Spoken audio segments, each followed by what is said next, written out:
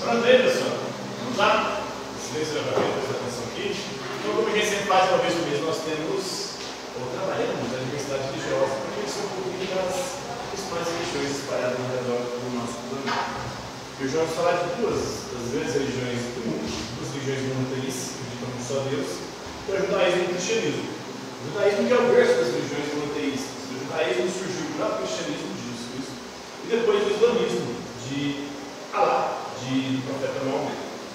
Então, o judaísmo ele tem como livro sagrado a Torá, que são os 5 livros da Bíblia, e também os livros proféticos, tem os livros históricos, tem os livros sapienciais, e dentre os livros históricos nós temos 2 reis, que é o que a gente vai ver aqui hoje, capítulo 3, que representa o Antigo Testamento para os cristãos. A Bíblia cristã, que é o livro sagrado dos cristãos, é o conjunto do Antigo Testamento, que é o livro sagrado dos judeus, e o Novo Testamento, que é o livro sagrado de Jesus Cristo, as cartas apostólicas, os evangelhos e os apóstolos, mais o Apocalipse.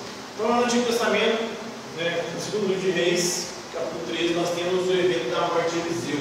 Eliseu é um profeta que sucedeu Elias, um grande profeta de Deus. Está nesse livro histórico.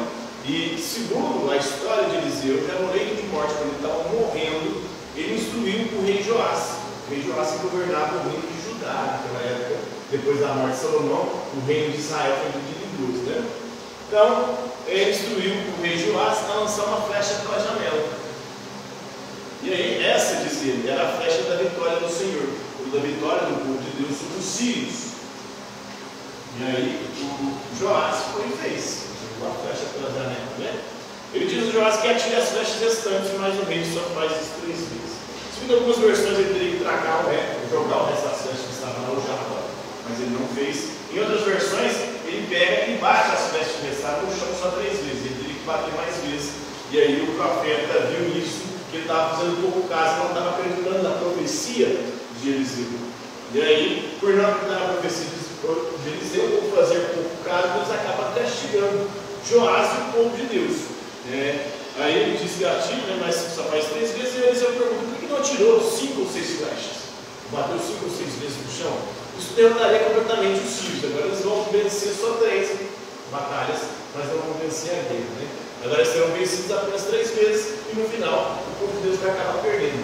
Os sírios vão, invadem, Israel saqueia, acaba ali exterminando boa parte do povo judeu na época. Joás, que tinha começado o reinado bem, restaurando o templo, restaurando a fé do Deus único, depois ele vai se desvirtuando, vai abandonando o templo e vai adotando a idolatria, o politeísmo apenas em vários deuses. Né? Agora, essa conhecida, depois de dar esse aviso, Eliseu morreu. Deu aviso que a profecia acabou se cumprindo, e segundo algumas versões também, o túmulo de Eliseu havia sido enterrado. Um dia um sujeito morre, e aí a galera vai e joga o corpo lá no túmulo de Eliseu. E esse sujeito tinha morrido e volta à vida. Mostrando aí que mesmo os mortos realizam milagres. Pela força de Deus sempre. O profeta nunca realiza um milagre por seu próprio poder, mas pelo poder de Deus. Eliseu realizou muitos milagres até depois da morte. E hoje muitos evangélicos criticam e questionam, por exemplo, o catolicismo por acreditar que os santos podem operar milagres. A Igreja Católica não defendeu que os santos fazem milagres. A Igreja Católica ensina que os santos são intercessores.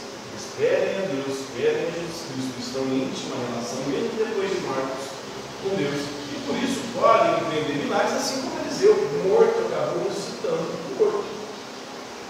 Lá no seu túmulo. Isso mostra. E a verificação sempre aconteceu com profetas, com grandes religiosos. Isso acontece praticamente em todas as religiões. Esses eventos, esses supostos milagres. Assim, você deve destacar isso, em algumas ocasiões, em algumas circunstâncias, esses milagres não são milagres, na verdade, é por fruto do poder da parapsicologia, do poder da mente humana. Em outros, como são muito extraordinários, aí se recorre como se acaba admitindo, ou se referindo, ou imputando a Deus a coisa que é muito extraordinária. Mas aqui nós temos esse episódio da morte de Eliseu. Eu compreendi isso, não foi?